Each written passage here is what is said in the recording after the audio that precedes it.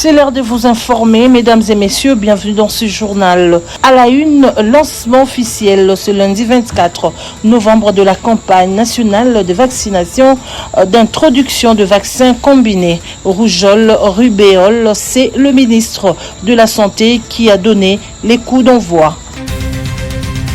Grogne à l'administration de l'aménagement du territoire, le syndicat national pour la rénovation des agents et fonctionnaires de l'État, SIRAFEC, ont protesté pour la régularisation de la situation administrative des agents nouvelle unité.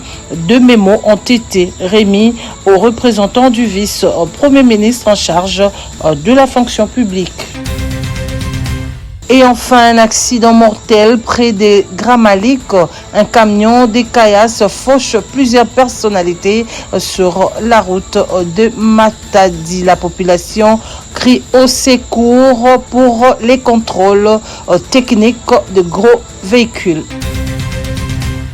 Les travaux cumulés de la 47e conférence des présidents et de la 84e réunion du Conseil exécutif de l'Union parlementaire africaine se sont clôturés le samedi 22 novembre 2025 à Kinshasa. Plusieurs décisions majeures ont marqué cette dernière journée, notamment l'élection du futur président du comité exécutif chargé de préparer la 48e conférence de présidents prévue en octobre et novembre 2020. Conformément à la charte des LUPA, la présidence revient au pays hôte. Ainsi, après concertation entre les deux chambres du Parlement, l'honorable Jean-Michel Samalou Kondé, président du Sénat, a été désigné président du comité exécutif pour l'édition 2026.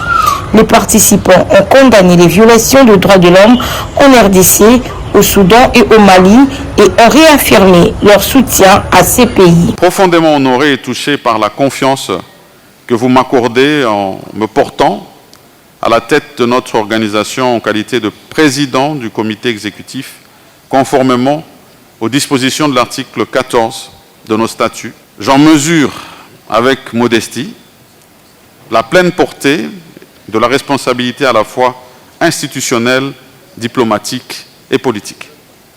Je peux d'ores et déjà vous assurer de mon profond engagement de m'acquitter avec détermination les responsabilités du président du comité exécutif de l'Union parlementaire africaine, notamment œuvrer à l'adhésion de nouveaux membres, de veiller à la tenue régulière des sessions de l'Union, de veiller à la promotion de la communication de l'UPA avec les médias et d'intervenir auprès des présidents d'assemblées pour le règlement des cotisations.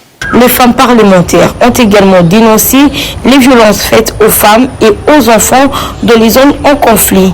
Les travaux en commission ont porté sur la souveraineté des États africains, le développement durable et la transition énergétique et les énergies renouvelables. Les rapports ont été adoptés avec amendement et États africains ont été exhortés à soutenir la RDC face aux agressions dont elle fait l'objet. La séance s'est clôturée dans une note de satisfaction avec les félicitations adressées aux autorités congolaises pour les organisations de ces assises.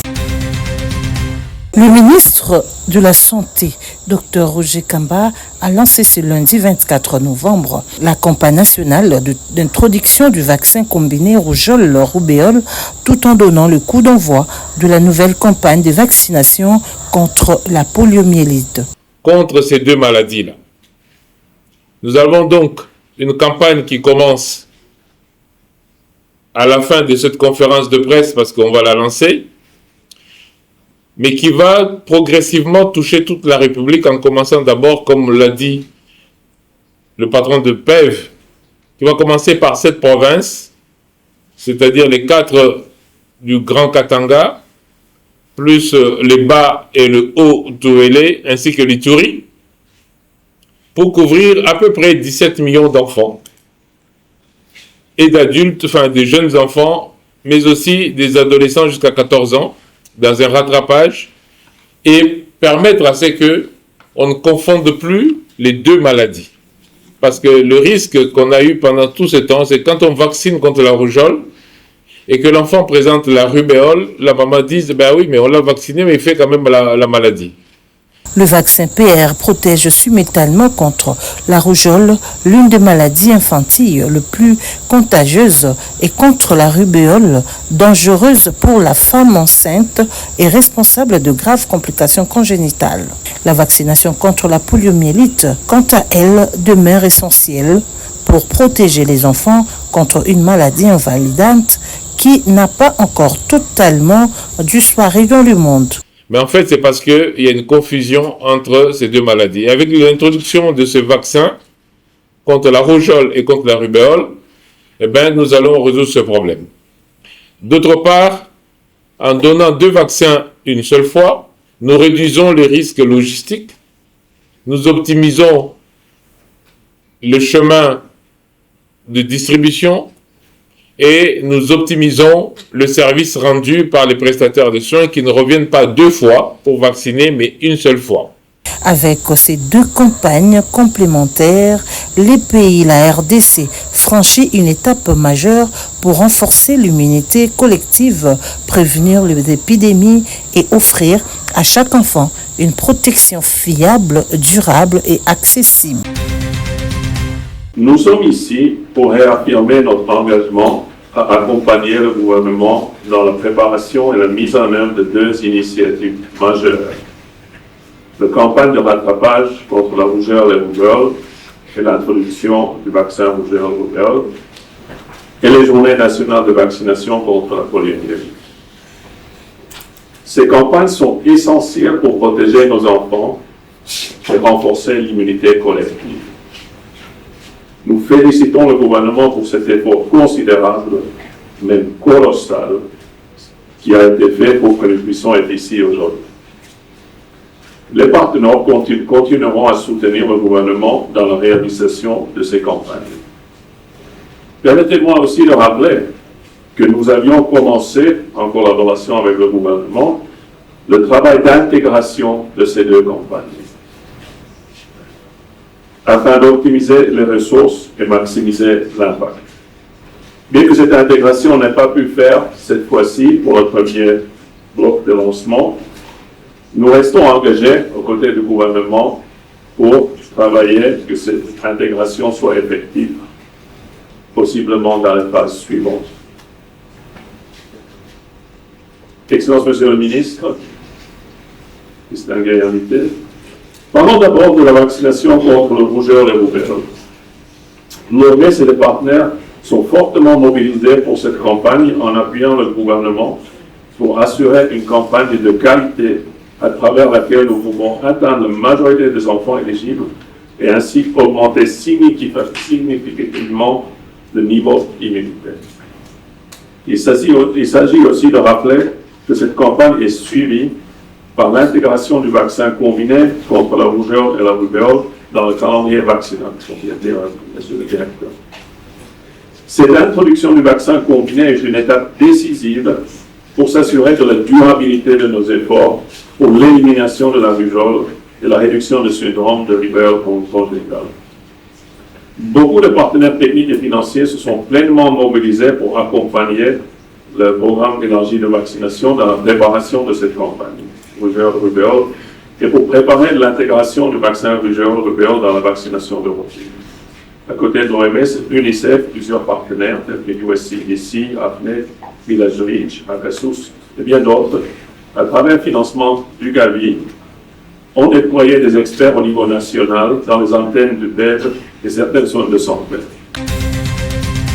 À l'approche des élections de 2028 en RDC, une question cruciale se pose. Où sont les femmes leaders politiques dans le préparatif sur le terrain? Le cadre permanent de concertation de la femme congolaise, CAFCO, tire la sonnette d'alarme et interpelle. Grace Lola Amba, directrice exécutive nationale du CAFCO, appelle à une mobilisation urgente et à une présence active de femmes dans le processus électoral. CAFCO agit un peu comme un lanceur d'alerte pour réveiller les femmes politiques, qu'elles sortent de leur léthargie, parce que beaucoup que nous connaissons, on ne les voit presque pas sur le terrain, on ne les entend pas. Or, c'est le moment qu'elles doivent occuper le terrain. Donc aujourd'hui, c'est pour leur demander, leur poser la question, qui fait quoi, où, et échanger un peu les expériences pour se renforcer mutuellement. Nous allons maintenant leur donner de stratégies de travail synergique, de travail en réseautage et de mobilisation de moyens. Cet atelier a permis au CAFCO de savoir que font les femmes en cette période, les leçons tirées aux élections de 2023 et les impliquer davantage dans le processus de 2028. L'objectif de la rencontre d'aujourd'hui, c'est de savoir qu'est-ce que les femmes politiques sont en train de faire. Est-ce qu'elles attendent 2027 pour commencer à se préparer ou est-ce qu'elles sont déjà en train d'affûter leurs armes? Pas des armes à feu, elles ne tueront personne, mais comment elles sont en train de travailler sur leur propre profil, sur leur posture, comment elles sont en train de fidéliser leur électorat, comment elles sont en train de se préparer pour mobiliser le moyen, parce que les élections appellent le moyen.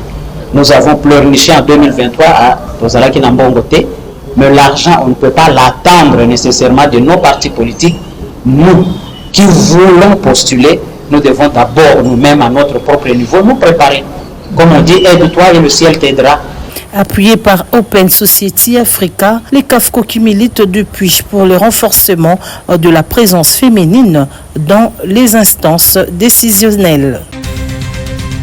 Dans le cadre de l'opération Ndobo, 19 présumés braqueurs interpellés par la police nationale congolaise ont été présentés le samedi 22 novembre au vice-premier ministre, ministre de l'Intérieur, Sécurité, Décentralisation et Affaires coutumières, Chabani Luko Biango. Ces individus ont été interpellés en possession d'armes blanches et d'armes à feu utilisées lors de plusieurs actes de braquage et d'agression dans la capitale, a indiqué le commissaire provincial de la police nationale congolaise, le général Israël Kantou, qui a également rajouté que les enquêtes se poursuivent afin d'identifier et d'arrêter d'autres complices encore en liberté. Les dispositions, nous continuons avec les enquêtes. Il y a de ceux qui sont à cavale, nous les recherchons. L'échantillon qui a été présenté aujourd'hui, nous allons travailler là-dessus pour voir, pour de collaborer avec la police pour dénoncer, nous montrer les cachettes de leurs complices. Nous sommes en train de travailler là-dessus. Il y avait 4 kiris que nous avons récupérés là-bas. Il y a une équipe qui vient de l'Angola. Les trois premiers là, ce sont 3 Angolais. Ils ne connaissent même pas l'Ingala. Ils viennent pour opérer et rentrer en Angola. Et tous porteurs des armes Jericho. Et le deuxième écurie là, c'est l'écurie qui avait participé au décès du Libanais de la société Sosimex au niveau du marché Liberté. Il est là, c'est un civil, mais porteur d'une arme. Celui qui avait tiré. Donc il a été dénoncé par la population, nous avons récupéré. Et les 3e écuries, ce sont eux qui dérangent la population du côté de Mongafula, Massangambila et Ngalema. Je demande à la population de nous faire confiance et se rattacher à nous dans les informations. On va continuer à les arrêter et à ce moment-là, ils seront en paix pendant cette période de festivité. À noter que l'opération Ndobo manifeste la volonté du gouvernement à protéger la population et à restaurer la tranquillité dans toutes les communes de la ville.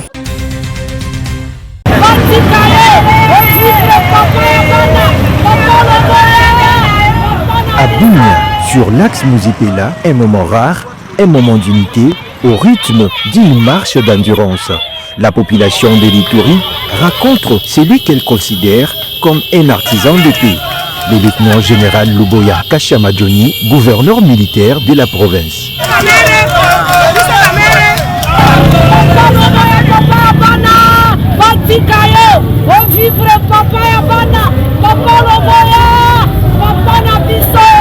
Les applaudissements, les salutations et les messages de reconnaissance ont rythmé cette marche chaleureuse. Ici, la population confirme n'avoir pas oublié son bienfaiteur, celui dont la main reste tendue vers le peuple.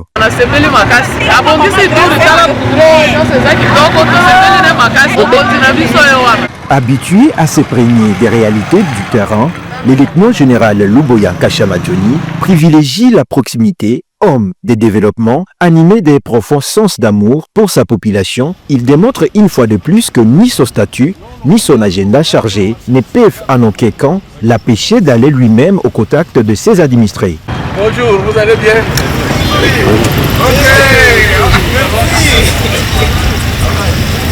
Cette proximité régulière renforce une confiance devenue essentielle entre le gouverneur militaire et la population.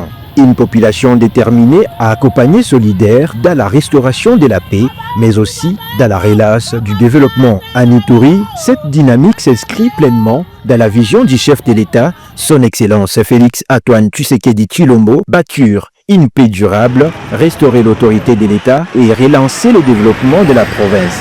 À travers cette marche d'endurance, l'Ituri a rappelé sa résilience et son espoir. Un geste symbolique, mais fort, qui scelle encore un peu plus le lien entre le gouverneur militaire et ceux qu'il protège.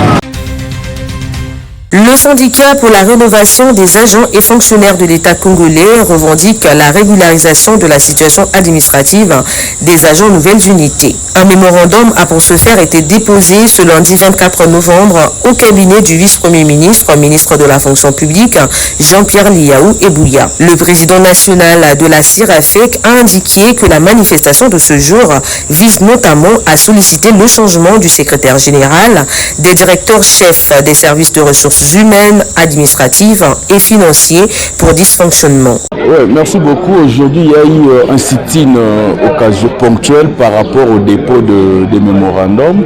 Nous avions eu des mémorandums à déposer à l'intention du VPM de la fonction publique. Il y a un mémorandum lié à la question des nouvelles unités et l'autre par rapport au désordre qui ronge dans notre administration. Donc c'est un peu ça, nous sommes venus, on a déposé et le VPM a délégué un de ses conseillers pour échanger et nous avons levé les options par rapport à la continuité de ces actions-là. J'aimerais rappeler une chose, les syndicats ne répondent pas aux desiderata des agents et cadres d'une certaine administration. Nous sommes là par rapport à nos missions, c'est-à-dire nous sommes là pour des revendications, des dénonciations, etc. Notre administration subit un dysfonctionnement total sur toutes les lignes, raison pour laquelle nous avions saisi le vice-premier ministre de la fonction publique au regard de ses attributions pour pouvoir apporter des solutions. Par ce sit-in, ces agents espèrent que le VPM va honorer sa promesse sur l'amélioration du bien-être des agents publics congolais.